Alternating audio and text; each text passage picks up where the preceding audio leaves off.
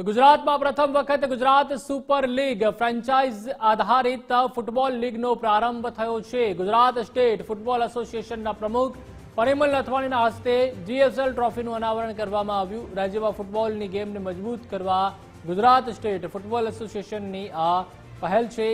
અમદાવાદના એકા એરેના ટ્રાન્સસ્ટેડિયા ખાતે ફૂટબોલ લીગ યોજાશે। આ લીગમાં દેશના 10 રાજ્યના ફૂટબોલ ખેલાડીઓ ભાગ લેશે। 1 મે થી 12 મે સુધી યોજાનારી ટુર્નામેન્ટમાં 6 ટીમો ભાગ લેશે, જેમાં Ahmedabad Avengers, Gandhinagar Giants, Karnavati Knights, Saurashtra Spartans, Vadodara Warriors, Surat Strikers સહિતની ટીમ ભાગ લેશે। 12 મેના રોજ સાંજે 7 વાગે ફાઇનલ મેચ રમાશે। ગુજરાત પ્રવાસન નિગમ અને sports authority of Gujarat GSL ના મુખ્ય પ્રાયોજક અને સહયોગી સ્પોન્સર છે। પ્રોત્સાહન આપવા માટે અને પ્લેયરને આગળ લાવવા માટે મને લાગે છે કે આ શરૂઆત છે। કારણ કે દર વખતે આપણે જોઈએ છે વેસ્ટ બેંગાલ હોય, કેરેલા હોય, એ બધા લોકો ફૂટબોલમાં આગળ છે, પણ ગુજરાતનું નામ હજી આવતું નથી। બાકી ગુજરાત દરેક જગ્યાએ આગળ છે, પરંતુ ફૂટબોલમાં મને લાગે છે કે આપણે શરૂઆત છે। એટલે આપ સૌનો સાથ હશે તો આપણે ફૂટબોલને આગળ લઈ જશું।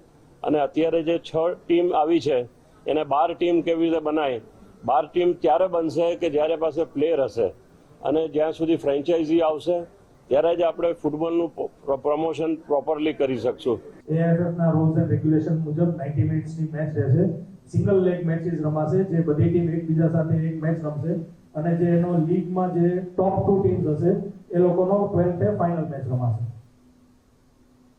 અને જે આ ટુર્નામેન્ટ છે એમાં એઆઈએફએફ ની સાથે ઓલ ઇન્ડિયા ફૂટબોલ ફેડરેશનની સાથે આપણા જે બ્રોડકાસ્ટિંગ પાર્ટનર છે એ ફીફા પ્લસ છે।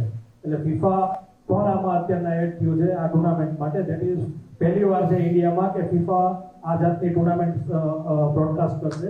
અત્યાર સુધી સંતોષ ટ્રોફી લાસ્ટ ફાઇનલ રાઉન્ડ સંતોષ ટ્રોફીનું ખાલી એમને બ્રોડકાસ્ટ કર્યું હતું, અને this is the first time કે એક સ્ટેટની આ સ્ટેટ લીગ સ્પોન્સર સપોર્ટ કરશે, બ્રોડકાસ્ટ કરશે।